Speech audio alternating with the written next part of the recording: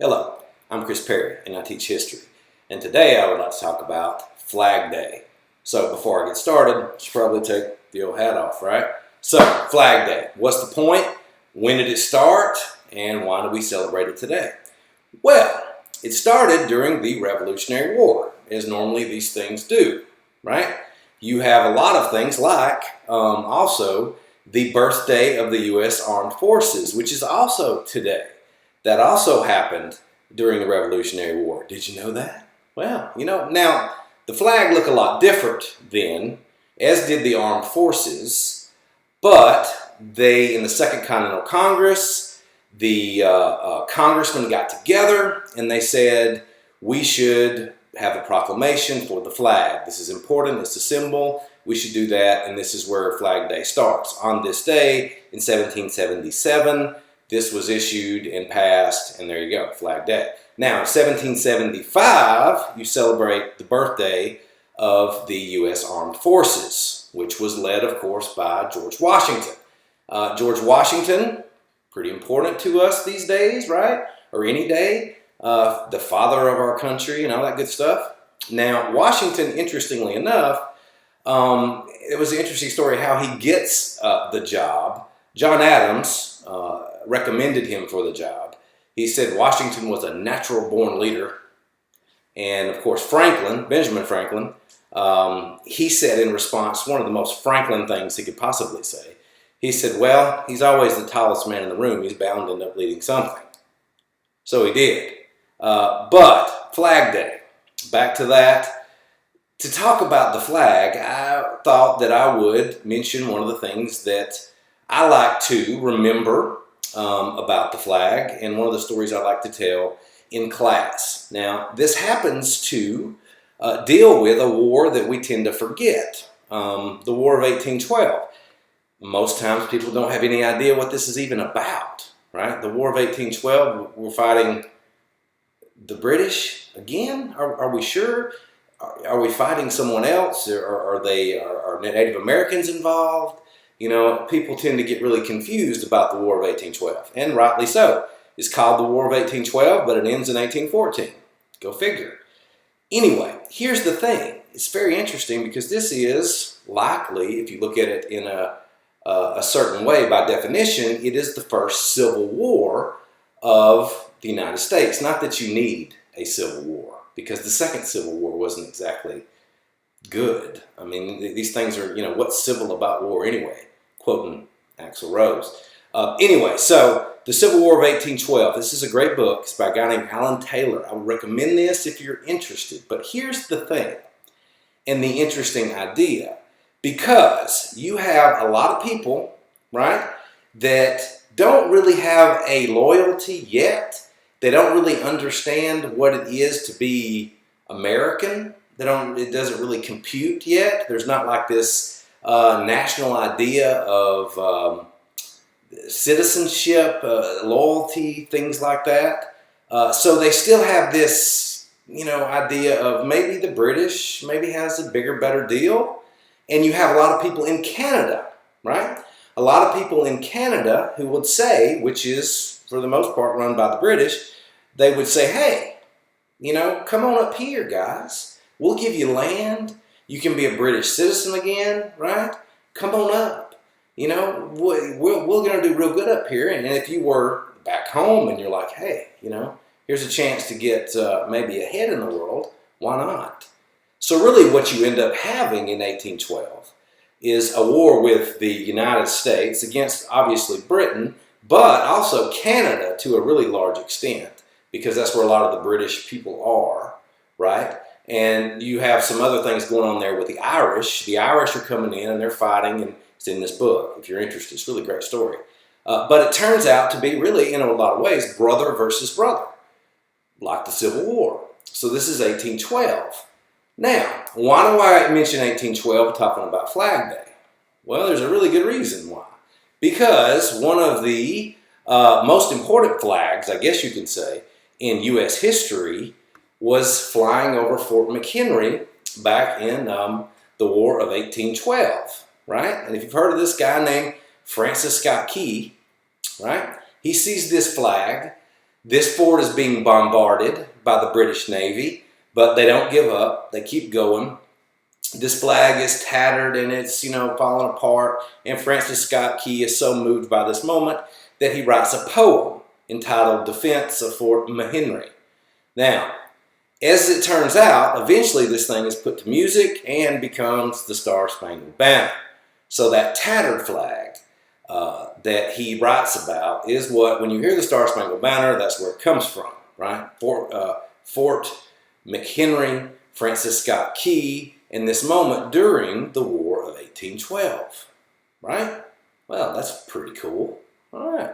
Well, while I'm on the subject, I might as well get into it. The War of 1812 also had some really interesting characters. Good old Andy Jackson, or bad old Andy Jackson, depending on how you look at him. At this particular time, he becomes a national hero. He's got a pirate helping him. The Battle of New Orleans. You probably remember this from history class, I would hope. They battle the British and they fight them back right there in New Orleans. Down there before there's a Pat O'Brien's, before there's, Cafe Du Monde. Oh, that might have been there. I don't know. Anyway, before you could get a really good beignet, and Andrew Jackson was fighting the British off with help from the pirate Jean Lafitte, right there in New Orleans. The Battle of 1812. The Battle of New Orleans and the War of 1812. You see how this stuff can get confused. But here's the thing. What is really fascinating about that, a lot of people don't know, is it took place after the war was over. We got a great song out of this. The Battle of New Orleans by Johnny Horton. I'm sure you've heard it, right? The British kept it coming, whatever. Anyway, so that's the song, The Battle of New Orleans. Great song. You could probably get it on the iTunes, I guess, whatever. But this battle took place after the war was over with the Treaty of Ghent in 1814. So it was really kind of for naught. But it doesn't stop Andrew Jackson becoming quite the hero, because this sets up what's going to be coming in the years after. And it really sets up what's going to mean to be American, because you start to get this sense of nationalism. Now, all of a sudden, we've whooped the British twice, sort of. Because you got to remember, in the War of 1812, the British burned the White House. You can still find burn remnants there. It's when Dolly Madison famously saved that famous portrait of George Washington, right? Dolly Madison was tough. She didn't play, right? Anyway, but you have to remember that the British were bearing down on Washington, burned the White House, and theoretically, if you look at it one way, if they would have wanted to take it back, maybe they could have. They didn't really want to, because they didn't really fool with it. They had enough stuff going on everywhere else. But anyway, but in the flip side of that, it does actually start this idea of a nationalism in the United States, where America, you get that a lot after 1812. Now, something else I mentioned while I'm on it, this guy, Winfield Scott, right? The old Army hero. This guy, interestingly enough, was a hero of 1812, and he was the first commander of the United States forces during the Civil War. So he was still around until they finally get to Grant. They have to go through a lot of people. But Winfield Scott was like 150 years old when they fought in the Civil War. No, I'm kidding, wasn't that old. But anyway, Winfield Scott was still around. And, this is how interesting these things can be. But you start to get a sense of nationalism, and it carries over. In fact, so much so. And I really love this part. So you have this called the Virginia Dynasty. Now, I know the Virginia Dynasty rather well. You see me, that's me with the Virginia Dynasty. You've got Thomas Jefferson, right? You got James Madison over here. James Madison was the president during the War of 1812. He's been involved in a lot of stuff. And then you end up with James Monroe. So that is the Virginia Dynasty. But the interesting part about after the War of 1812, you have a few things happen. Of course, the famous Monroe Doctrine, right? You've heard of the Monroe Doctrine. The Monroe Doctrine is like, we're going to stay over here, and y'all stay over there in Europe or wherever you are. You don't need to come mess with us, and we won't mess with you. Hands off. We're staying away from all that stuff, right? This is the idea. Well, this was James Monroe, written by John Quincy Adams, the Monroe Doctrine, which is not reversed until the Roosevelt Corollary way down the road. TR says, well, we're going to go get everybody. Bully.